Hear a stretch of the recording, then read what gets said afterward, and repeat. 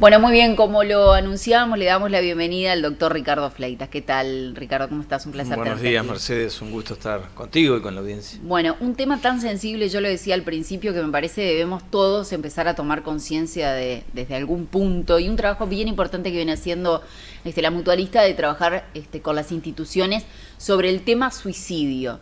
Pero ahora se ha dado un fenómeno, lamentablemente, y un flagelo, digamos, que es el suicidio en el deporte, en deportistas, en jóvenes, ¿no? A nivel nacional, a nivel local, y una situación que realmente preocupa. Porque, bueno, ¿por qué se da en el deporte? ¿Cuál es el tema por ahí que se da por la presión de los padres? Yo siempre me pregunto eso. Capaz conviene, Mercedes, que poder tener en cuenta ir de lo general a lo particular, Sí, ¿no? bien. Yo creo que a veces comprender un tema directamente, ir a una pregunta específica, sin comprender el contexto en el cual estamos, a veces es difícil de aproximarnos a esa respuesta. Uno, en primer lugar, los aspectos de la salud mental, o lo que nos gusta llamar lo mental de la salud, que es lo que es Aforcada y Delelis, que son dos sanitaristas que nos hablan de este concepto de lo mental de la salud, porque la salud es un concepto integral, donde está lo biológico, lo psicológico, lo social, lo ambiental. Y cuando ellos enfatizan lo mental de la salud, es porque intentan derribar esa compartimentación que hay de la salud, ¿no? Cuando hablamos de la salud, muchas veces solo ponemos el aspecto biológico, y cuando hay un problema de salud mental, la gente lo asocia, bueno, ahí está loco, está enfermo, está no sé qué, sí, y es aparte. O cuando tiene un problema económico, laboral, social, bueno, también es aparte. Entonces, esa fragmentación y compartimentación que se hace de la salud intenta derribarse con este concepto de lo mental de la salud. Ajá. Es integrando al concepto de salud, ¿no? Los aspectos psicológicos, emocionales, conductuales, pero también lo social, ¿no? Porque a veces si nos quedamos sin trabajo, o si vamos al seguro de desempleo, o si tenemos un conflicto en el trabajo, también se nos afecta la salud. Sí. Y ni que hablar si en el ambiente hay una problemática del agua, de diferentes aspectos vinculados a lo que nos rodea, que también afecta a nuestra salud. Entonces, hecha esta salvedad, me parece importante porque es el marco conceptual desde el cual estamos trabajando, ¿no? De tratar de integrar todos aquellos aspectos que tienen que ver con nuestra salud, ¿no? Y por lo menos para tomar conciencia, en primer término, de eso, que significa la diversidad de aspectos que pueden estar comprometiendo estar sanos o estar enfermos. Y reconocer, ¿no? Yo creo que eso es, como tú lo decías, integrar la salud, lo mental a la salud, pero además reconocer que existe un problema, que creo que ahí es lo más difícil. Y ese es el segundo capítulo, ¿no? Porque cuando hablamos de este aspecto, la gente tiende a pensar estar enfermo o estar loco, ¿no? Con los componentes, claro, ¿no? En cambio, lo mental de la salud... Lo tenemos como incorporado el lenguaje, está loco, ¿no? Educativo sí, lamentablemente. Desde etapas tempranas, y eso hace que excluya, ¿no? Porque desde el primer momento que vos pensás la salud mental como estar loco, ¿no? Entonces eso excluye la posibilidad de pensar que en la salud en general los aspectos mentales son importantes. Sí, claro. Y entonces ahí nos ponemos a pensar, bueno, pero entonces ¿qué es salud mental o qué es lo mental de la salud? ¿No? Es reconocer nuestras capacidades con las que todos los días nos enfrentamos a los conflictos. Ver cómo resolvemos esos conflictos todos los días, ¿no? Tenemos posibilidades de resolverlos adecuadamente, ¿no? Estar contribuyendo en la comunidad con la que vivimos, ¿no? De alguna manera, o sea, hacer una contribución a nuestro entorno es parte también de lo mental de la salud. Y por último, realizar un trabajo en forma fructífera y productiva, ¿no? Todos esos aspectos conforman nuestra salud mental o lo mental de la salud. Entonces, cuando lo pensamos así, tiene mucho que ver con nuestra cotidianeidad. Sí, claro. ¿No? Y por supuesto que no lo estamos pensando a diario cuando pensamos el componente de lo mental de la salud, que tiene que ver con nuestra cotidianeidad. Entonces, por eso es un primer capítulo pensar desde ese lugar, ¿no? En segundo lugar, está claro que sí, que las causas en las cuales los uruguayos y las uruguayas se están muriendo, el suicidio es una de las cifras más altas que tenemos en América, ¿no? Uruguay tiene, tristemente, como tú decías, cifras que van, la última, ¿no? La del 2020, 20 cada 100.000 habitantes en Uruguay está muriendo a causa del suicidio. Es muchísimo, ¿no? Es mucho, Es muchísimo. está por encima de muchas otras causas de muerte violenta, ¿no? Y donde de alguna forma, junto con las muertes que ocurren en el tránsito, ¿no? En situaciones del tránsito, son las más altas del Uruguay y de América. Entonces, en tercer aspecto, ¿no? Tenemos que pensar cuáles son las edades que más comprometidas tienen. Los mayores de 75 años, ¿no? Son los que tienen cifras más altas, que pueden llegar a 30 cada 100.000 habitantes. Y el segundo grupo más alto son los grupos jóvenes, que es lo que tú me preguntabas en la previa, o sea, sí. Cuáles son lo que está pasando con los adolescentes. Extremos, ¿no? Porque jóvenes son las situaciones extremas. Y como tú bien decías, en este año que pasó y el año pasado, hay algunos grupos específicos, como por ejemplo los deportistas, y sobre todo los de alta competencia, los de alto rendimiento, ¿no? Entonces ahí uno de las respuestas, del cual tenemos que aclarar que las respuestas no son unicausales, no hay una sola causa para responder a tu pregunta. Dentro de la multicausalidad, ¿no? Que se dé en los deportes de alto rendimiento, tiene mucho que ver, porque para eso es aplicable para todos, con cómo se manejan los fracasos, ¿no? Cómo me preparo para enfrentar las situaciones que no son del todo exitosas. Cuando las cosas no me van como debería irme, ¿no? ¿Cómo hago y cómo enfrento esa situación? ¿Cómo debería irme o cómo debería que quisieran que me vaya? Porque en realidad yo me pregunto muchas veces qué responsabilidad tenemos nosotros los adultos en cuanto a esas metas de jóvenes, ¿no? A esa presión de decir, bueno, me tiene que ir bien. ¿Cuánta es la responsabilidad de los adultos de enseñarle los fracasos y las victorias a los jóvenes, a los niños y demás? Bien, la respuesta a eso es que el cómo debería irme, cómo se conforma, ¿no? La pregunta tuya viene a razón de lo que es la vocación, ¿no? Cómo se construye nuestra vocación. Y se construye una cuota parte de lo que nuestro entorno nos marca, a veces con deseos, a veces con pedidos, a veces con expectativas que los adultos tenemos de cosas que nosotros no pudimos concluir y queremos que nuestros hijos lo terminen de hacer, ¿no?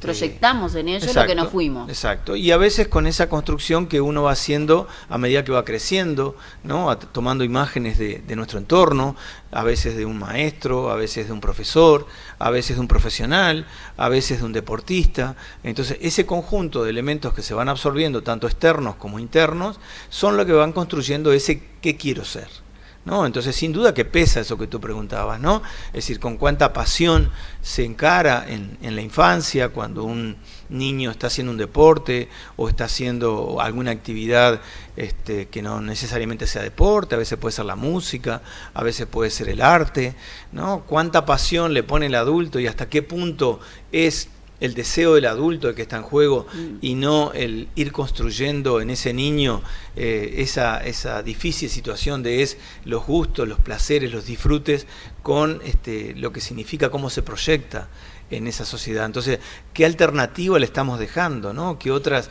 puertas permitimos que se abran o solo la que nosotros tenemos como adultos que queremos que se transforme en eso, ¿no? Evidentemente que es un tema de todos y yo creo que nosotros como adultos tenemos que aprender a eso, ¿no?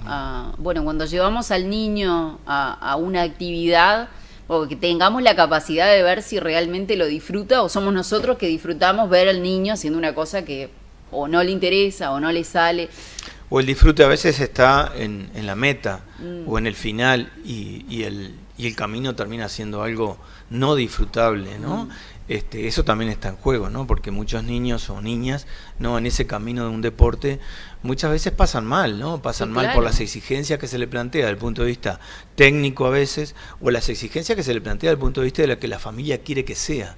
Entonces, en esas situaciones uno se ve que no está preparado para enfrentar el fracaso, porque todos los mensajes son tenés que ser de éxito tenés que tener determinados resultados, porque la meta que esperamos para vos es una meta que nos compromete a todos, ¿no? Porque a veces está esa expectativa del adulto de transformar a ese hijo o esa hija en una situación de éxito que permita salir de una situación determinada socioeconómica familiar, ¿no? Como tú decías, son multicausales. Yo creo que cada caso es particular y tiene obviamente su contexto. En líneas generales podemos pensar que la presión muchas veces, no solo de la familia, porque acá no se trata de buscar culpables, en realidad se trata de aprender a convivir y de que podamos identificar, porque el tema, Ricardo, está en eso, en que no identificamos el paso previo al suicidio. Sí, correcto. Por eso es que las recomendaciones en general no son de hablar de la temática del cómo ocurrió, sino que es cómo llega una persona a sentirse así, Ahí está. ¿no? Entonces, cómo manejó las frustraciones, cómo manejó el fracaso, ¿no? Porque en realidad el momento es un momento que ocurre frecuentemente, ¿no? La situación de sentirme que no tengo salida, ¿no? Que estoy atrapado, ¿no? Por dónde voy a solucionar las cosas. Esa sensación en general, o me moriría, o me gustaría no estar con vida, ¿no? Son frases o expresiones que habitualmente la gente tiene cuando se encuentra en una situación de encierro, de no tener salida. Bueno, esas situaciones son con cierta frecuencia. El tema es cómo encaramos esa situación y qué estamos viendo detrás de esas puertas que supuestamente no tienen salida. Y eso tiene mucho que ver con lo que tú hacías mención, que es, en la infancia, cómo preparamos a nuestros hijos frente a la frustración. ¿Y cuándo empieza la frustración? Podría ser una pregunta, ¿no? Sí, ¿Cuándo claro. sería? Y bueno, a veces la frustración empieza entre los 2 y los 3 años de edad. Fíjate vos, ¿no? Donde a veces el capricho, ¿no? Que es aquello que un niño tiene cuando se calma solo cuando obtiene un objeto, ¿no? Se fomenta la etapa de ese capricho durante mucho tiempo, obteniéndole o dándole los objetos que el niño desea para que se calme, y sin embargo lo que se está haciendo es, no lo está ayudando a que él pueda bancarse la frustración de no obtener ese objeto, ¿no? El no es fundamental entonces, digamos. Sí, porque en realidad la etapa del capricho debe dar paso a la etapa de la rabieta, que es me enojo, me da rabia, lloro, grito y pataleo, pero no obtengo el objeto que supuestamente deseo. Llorar hasta que te canses. Un poco sería eso, Claro. ¿no? Es ir encontrando que ese niño tiene que ir entrenándose en poder regular su enojo, porque Claro. de eso se trata, es regular su malestar, su no poder obtener el objeto deseado, ¿no? Lo que pretende. Qué fundamental es esto, ¿no? Porque sobre todo los tiempos que nosotros vivimos hoy, donde, y digo los tiempos porque antes teníamos a nuestra mamá en casa dedicada 24 horas a los niños. Hoy, por diferentes motivos, la madre va, viene, sale a trabajar, el niño está en una institución, en la escuela y demás. Qué importante es también decir que no, porque frente a esta vida tan loca que vivimos, damos, ¿no? Permitimos, porque bueno, ¿qué voy a hacer? No estoy nunca, cuando estoy le doy, le permito. Y ese lo elemento que dejo. estás diciendo último es clave, porque la culpa, que es eso que estabas diciendo, Sí. ¿no? Porque los 2 padres trabajan, porque estoy menos tiempo con mi hijo, porque ya que vengo le traigo esto y le traigo un objeto y le traigo otro porque compenso mi culpa. Todos esos elementos terminan siendo determinantes a la hora de prepararlo para la frustración. Claro. ¿No? Está bien, muchas veces las reacciones de los niños son más intensas cuando se enfrentan a un no, si tengo poco tiempo compartido con mamá o con papá, ¿no? Porque que pueda manejar adecuadamente esa reacción depende mucho de los tiempos satisfactorios que tiene. Claro. O sea, si pudo compartir al cabo del día unas X horas leyendo un cuento, pateando la pelota, haciendo alguna actividad divertida con papá o con mamá, no, seguramente voy a tolerar mejor ese no que me diga después. Ahora, si viene y todo el tiempo es no. Los extremos son malos. Exacto, también. le cuesta mucho más aceptar Claro. esa situación. Entonces, ese punto me parece clave. O sea, poder encontrar dentro de este mundo loco, como tú decías hace un rato, donde se trabaja mucho, donde se trabaja por parte de ambos padres, ¿no? Encontrar un tiempo de pasarla bien y junto con el pasarla bien, también de la mano de un no. Sí, ¿no? por supuesto. Y después le podés agregar también el otro hecho que es quién cuida a los niños mientras papá y mamá están en el trabajo. A veces hay una distancia enorme entre el nivel de satisfacción que brindan los cuidadores, llámese abuelos o alguna otra persona que satisface, y después viene papá o mamá y pretende un determinado comportamiento, ¿no? Muy exigente y muy lejos de lo que ese niño está entrenándose a diario, y entonces se produce verdaderas reacciones de enojo, malestar, llevar la contra, rabieta. Hay que tener un acuerdo ahí entre. Hay que ir encontrando gradualidad, porque de eso se trata, me parece, el proceso de aprendizaje, ¿no? Ahora, tú hablabas en eso de los 2 o 3 años. Ahora, la adolescencia, me imagino que también, ¿no? Ahí como que marca otra... Porque ahí tenés el voy permitiendo, también tengo que poner límites, hasta dónde, cómo, y ya los enojos y las rabietas son muy diferentes a los que tuvo a los 2 o 3 años, ¿no? Que en la adolescencia va como formando también... Lo que pasa es que ahí se le agrega otro elemento que es la atracción social del niño o la niña, que al transformarse en adolescente, su esencia pasa a ser sentirse parte de un grupo. Y en esa salida del grupo aparece de parte de los padres los miedos. O sea, ya no es tanto aquello que tenía que ver con la culpa que tú decías hace un rato, ¿no? De al volver al trabajo, sino que ahora el miedo que le pueda pasar esto, el miedo que le pueda pasar aquello, y dónde va a ir, con quién va a estar. Todas esas preguntas que en la sociedad hoy en día están presentes por lo difícil que es y por cómo se presenta la vida en sociedad, que lleva a que intensifique la protección, intensifique las prohibiciones a veces, ¿no? Y no se da esa gradualidad, ¿no? Que tiene que estar basada en la confianza. Sí, claro. Si no hay una confianza previa, ¿no? De momentos compartidos, de que ese adolescente puede compartir qué le está pasando, qué está sintiendo, ahí tiende a aumentar los miedos de los padres. Entonces, al aumentar los miedos, tienden a actuar con mayor prohibición. Y esa prohibición genera conflicto, porque la tendencia natural del adolescente es ir hacia la vida social, ¿no? Y si no hay confianza, evidentemente muchas veces esos padres no permiten que se produzca con esa gradualidad que quiere el adolescente.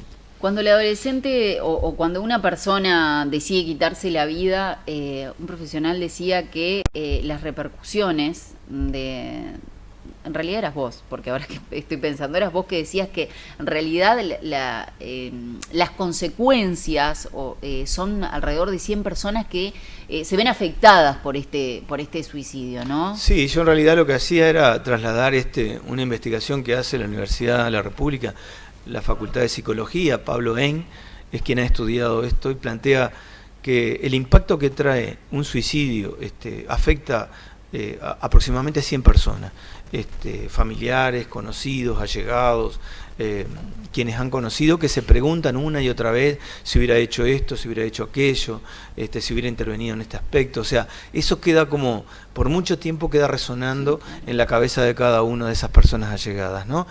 Sobre todo este componente de cierto actuar culpógeno, ¿no? Es decir, en términos de por qué no me di cuenta, si me hubiera dado cuenta de esto, si hubiera pensar que aquello que dijo tenía que ver con esto. Entonces, de alguna manera genera ese impacto en el conjunto de seres cercanos que rodean a esa persona y que dura muchos años, ¿no? Ahora, tú lo decías al principio, es multicausal, cada caso es particular, cada entorno es particular, pero ¿cuál es ese mensaje que hoy le podemos dar a las instituciones, a los padres, a la familia?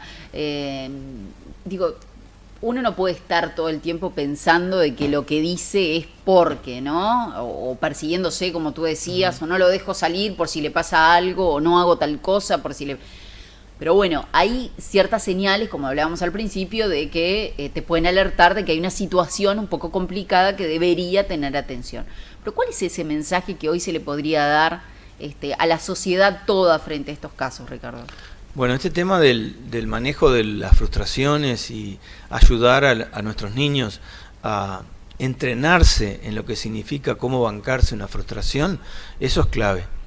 Porque hablando de los deportistas, hoy que tú decías, ¿no? Es decir, la presión por obtener un éxito o por considerar que el éxito es la clave de lo que le va a pasar en los próximos tiempos, es lo que muchas veces no toleran los deportistas, tanto de no lograr obtener el éxito o cuando termina la carrera, ¿no? Porque también ahí en la carrera, al terminar la carrera, bueno, ¿y ahora qué hago, no? Porque toda mi infancia y mi adolescencia la hice en función de transformarme en un deportista exitoso o un deportista de alto rendimiento. El tema es después qué. Ese es un primer punto, ¿no? Que significa cómo contribuir, además de las habilidades que tengo que desarrollar en un deporte o en una vocación X, cómo contribuir a que me pueda bancar aquellas cosas que no me salen como deberían salirme, ¿no? Y eso es darle oportunidades de manejar el enojo, de manejar la rabia. Después todo lo otro que sería el mensaje importante, me parece, es aquellos factores desencadenantes comunes, donde lo lleva a una persona a sentirse apretado en un rincón. A veces las situaciones de violencia, las situaciones de acoso, ¿no? Que pueden ser acoso dentro de un centro de estudios o puede ser acoso laboral, ¿no? Aquellas situaciones donde muchas veces los apremios económicos, ¿no? Así, porque así como hablamos claro, del éxito, a veces, bueno, no poder obtener determinado nivel de vida cuando durante años o por mucho tiempo lo tuve y ahora la situación económica no me lo permite. Hay muchos aspectos que tienen que ver con crisis en lo económico, otros crisis en lo social, como decíamos hace un rato, crisis deportiva, o la crisis que tiene vinculación de la ruptura de las relaciones amorosas, claro, también, ¿no? En más de una oportunidad, las situaciones de violencia doméstica, que muchas veces, ¿cómo me imagino yo que debería ser la relación de pareja, ¿no? En términos de las cosas que han venido pasando también, de personas que matan a sus parejas y después se suicidan, ¿no? Entonces, todos estos elementos son de alguna forma llamados de atención, ¿no? Y donde como sociedad debemos estar atentos a estas realidades, porque me parece que la forma de abordar no es única, ¿no? Y depende de cada grupo etario, depende de cada situación socioeconómica que se vive, la importancia de poder abordarlo, ¿no? Y en ese sentido, porque tú al principio decías, ¿no? Es decir, que desde Comenpa veníamos trabajando con lo que significa la prevención, ¿no? Porque esto sería como comprender el tema. Sí, claro. Pero, ¿qué se hace para prevenir? Y una de las cosas que venimos haciendo básicamente es trabajando con centros educativos, porque también hay que tener en cuenta que al volver a la presencialidad, ¿no? Todo esto que pasó durante 18, 19 meses en aislamiento en las casas, de repente se empezó a presentar todo en los centros educativos, en los lugares donde socialmente nos presentamos, claro, después de haber perdido un montón de entrenamientos, ¿no? Porque estar encerrados o estar aislados de alguna forma evita lo que significa el roce social, ¿no? Claro. Eso que permite entrenarme en la frustración. Entonces, al no tenerlo y volver a encontrarlo, suelen reaparecer un montón de cosas que durante casi 18 meses no estaban presentes. Una de las cosas que salieron de las investigaciones de este año, entre julio y agosto, por parte de la Universidad de la República, marca que la adolescencia es el grupo etario más afectado por la pandemia. ¿En qué? En aspectos emocionales, en aspectos conductuales, ¿no? En aspectos intelectuales. El trastorno del sueño es casi el principal y mayor elemento de prevalencia de afectación de la adolescencia. Claro. Porque durante los 18 meses se tomó la noche por día, ¿no? Se fue alargando este tema de las redes, que es la forma de comunicación principal, los juegos virtuales, estar todo comunicado. Pasaba de madrugada. Claro. Todo pasaba de noche y de mañana a dormir. Claro. ¿No? Entonces, ¿te imaginás volver a la presencialidad lo que significó eso? Claro, ¿no? Nos contaban los adscriptos, porque lo que hicimos fue, bueno, en la medida que todo esa masa de consultas que surgía de los centros educativos, era imposible atenderla en las prestadoras de salud porque no hay psicólogos ni psiquiatras que den abasto. Entonces lo que hicimos fue, salimos a los centros educativos, entonces estuvimos con el Liceo 1, con el Liceo 5, con la sala de directores, con el Liceo de Lichón, con liceos de Quebracho, intercambiando con los docentes sobre esta realidad. Entonces, una de las cosas que hablábamos sobre el trastorno del sueño, ellos nos daban su mensaje diciendo, es verdad, porque al volver a la presencialidad, de mañana no se sentía nadie. Todos dormidos. Estaban, claro. Exacto, ya no había las crisis, las peleas, la agresividad, de mañana prácticamente eso no se veía. Entonces, era evidente que todavía la adaptación, y hasta hoy en día, porque esto empezó a ocurrir agosto, estamos en noviembre, o sea, en este periodo, y lo otro se instaló en 18 meses, no te olvides de eso, ¿no? Entonces, hasta hoy, algunos todavía se están adaptando. Entonces, un tercio de la población, que es también lo que salió, un tercio del grupo de jóvenes, no fue afectado mayormente, o sea, mantuvo sus rutinas, ¿no? Pero muchas veces tiene que ver con lo que los padres podían brindarle, desde el punto de vista de ordenamiento de los hábitos y la rutina. Pero 2/3 no solo tenía afectado el sueño, también tenía afectado la concentración, ¿no? Porque al tener una multiplicidad de estímulos en casa, estar sentados 40 minutos con un solo tema, ¿no? Entonces no lograban sostener la atención y la concentración se perdía en el tiempo. Entonces ese es otro elemento destacado de lo que significa esto que se encontró. Síntomas de ansiedad y depresión también estaban presentes.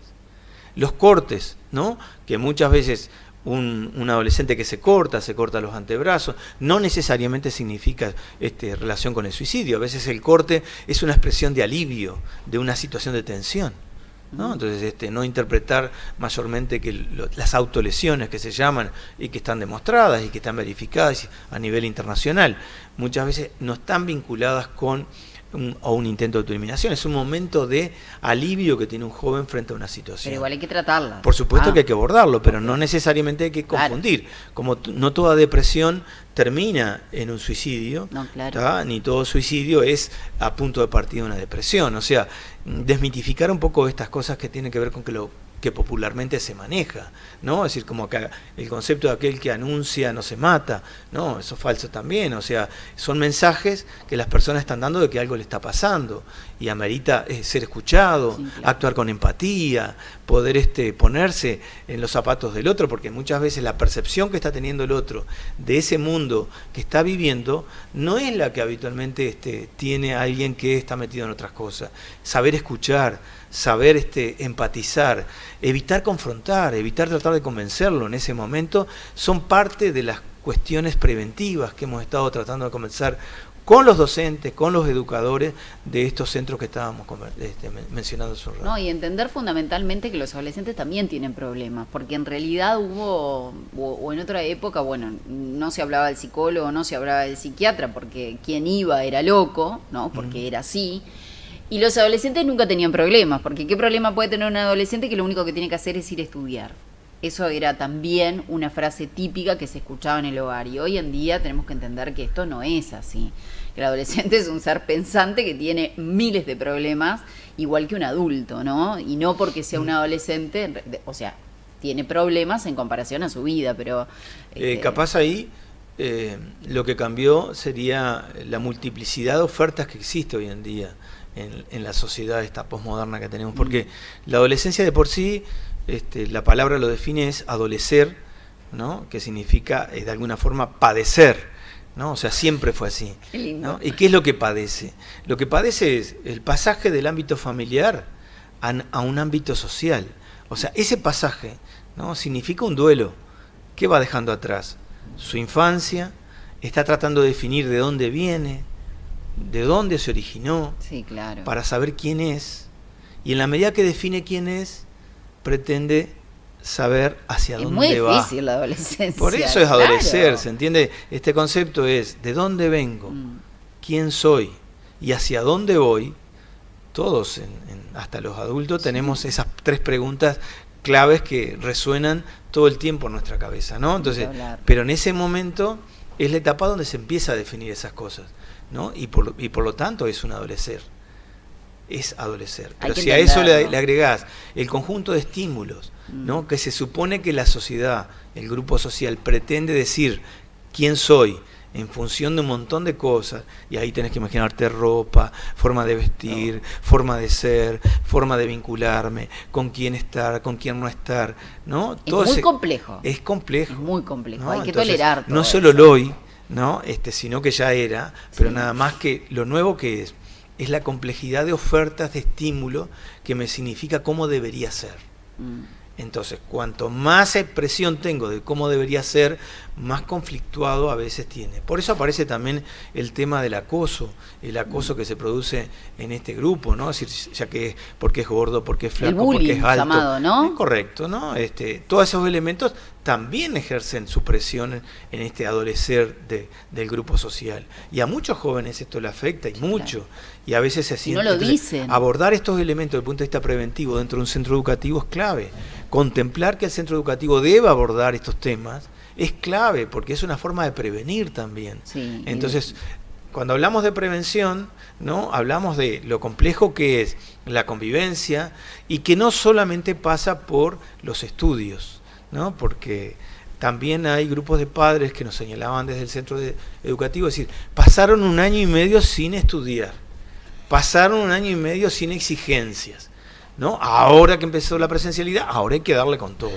Claro. No, bueno, pero si no atendemos que también le afectó un montón de cosas, donde lo social, donde los síntomas de ansiedad, los síntomas de depresión. Lo que pasa es que no logramos entenderlo, ¿no? Nosotros... Entonces, si no entendemos de vuelta lo que dijimos al principio, la integralidad del ser humano, que como seres íntegros tenemos que contemplar lo bio, lo psico, lo social y lo ambiental. Si no comprendemos lo mental de la salud, lo social de la salud, lo ambiental de la salud, seguramente vamos a cometer más errores. No, y vuelvo a lo mismo. Nosotros los adultos a veces nos volvemos como un tanto egoístas, entonces nos olvidamos de que fuimos adolescentes, todo lo que nos pasó, todo lo que pensamos, como tú decías, las preguntas, y bueno, pensamos que tienen que ser así, estructurados y hacer lo que deberíamos nosotros o lo que hicimos nosotros, ¿no? Entonces, ya desde la mirada adulto, ¿no? Sí, claro, por eso, ni que hablar. Seguiría hablando toda la mañana con vos, porque me encanta este tema, porque me parece sumamente importante y porque creo que estas son las instancias también que debemos seguir promoviendo para poder hablar de estos temas, para saber de que hay lugares donde se puede hablar, donde siempre hay alguien que te va a ayudar. Yo creo que eso es fundamental, sí, ¿no? Eso es fundamental. Que es parte del cambio de un tabú también, ¿no? Sí. De que estos temas no se hablaban, ¿no? Digo que de alguna forma, en la década del 60, 70, algunas películas generadas sobre el suicidio y los métodos de suicidio motivó que hubiera una serie de contagios, dijeran algunos. ¿Te acordás, ¿no? Que decían que si lo decías a las noticias se suicidaban 4 o 5 después? Pero después lo que se investigó en realidad es si se pone el acento en el método, si se pone el acento en ese sensacionalismo que a veces genera una determinada muerte por suicidio. Claro. Pero en cambio, si cambiamos el foco, y el foco lo ponemos en lo que siente la persona, los determinantes que llevan a que una persona sienta que no tiene salida, las formas de prevenir que tenemos y que pueden ser muchas, me parece que eso sí alimenta la idea de que estas cosas hay que hablar, totalmente, porque vale la pena hablarla, que son formas de cuidar nuestros adolescentes y aquellos no solo adolescentes, sino también las personas mayores que, como tú recordarás de las cifras estadísticas, son los que más están cayendo en esta situación por la soledad, por el abandono, por la discriminación, por muchas veces la asociación con alguna alteración mental que lo lleva a que vea que no tiene salida. No voy a hablar más porque seguimos hablando sino toda la mañana, pero en otro momento vamos a abordar esto de los adultos mayores, que también me parece sumamente importante y que también a veces lo dejamos de lado. ¿Y cómo prevenirlo? Totalmente. Te quiero agradecer muchísimo, bien, como siempre es un órdenes. placer. Muy bien. Nos vamos a la pausa y ya regresamos con más noticias.